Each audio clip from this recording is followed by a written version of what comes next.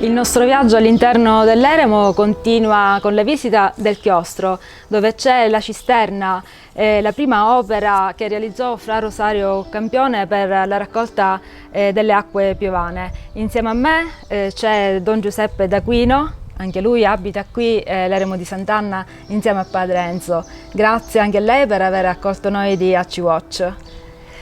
Buongiorno a lei, grazie per questa intervista, ci date la possibilità di esprimerci per quello che noi facciamo qui dentro l'eremo. Vi dico subito un'iniziativa molto bella che abbiamo lanciato agli sposi che celebrano qui matrimonio a Sant'Anna, di portare una piantacella di ulivo o comunque un alberello che mettono a dimora, che metteremo noi a dimora a ricordo del loro matrimonio. Ce ne prendiamo cura e questo crea un legame tra coloro che celebrano qui il matrimonio e diciamo noi dell'eremo. Ci prendiamo cura di questo terreno dentro l'eremo che è grande 25.000 metri, quindi richiede tanto lavoro e per questo coinvolgiamo anche i volontari ai quali diamo un valore, gli trasmettiamo un valore per quanto riguarda il lavoro, un valore spirituale che è di offerta, di sacrificio, di laboriosità, di creatività, oltre che un contributo notevole che danno a noi all'eremo perché da soli non ce la facciamo. È un lavoro a volte pesante, però dà tante gratificazioni e ci piace anche per coloro che visitano l'eremo far trovare un luogo pulito, ordinato, sistemato, bello, che aiuti la preghiera, il silenzio, il raccoglimento, alla fine l'incontro con Dio.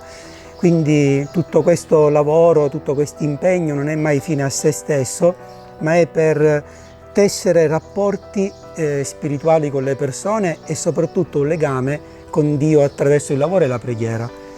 Infatti mi vedete con questa maglietta a polo perché stavo appunto lavorando la terra mentre attendevo la vostra presenza per l'intervista. Bene, tanti motivi per venire a trovare Padre Enzo, Padre Giuseppe e venire a visitare l'eremo. Noi di AC Watch vi diamo appuntamento ad una prossima volta per visitare un'altra bellezza del nostro territorio. Concludiamo questa puntata con un messaggio di Don Enzo, più che un messaggio è un saluto che vuole rivolgere a tutti voi. A presto! Grazie! Grazie a lei.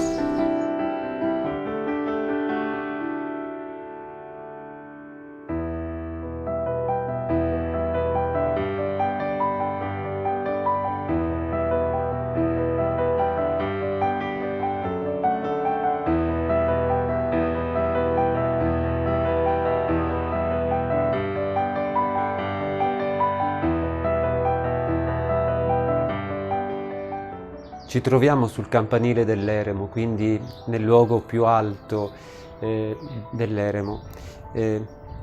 Colgo l'occasione per ringraziarvi ancora della vostra presenza e per salutarvi.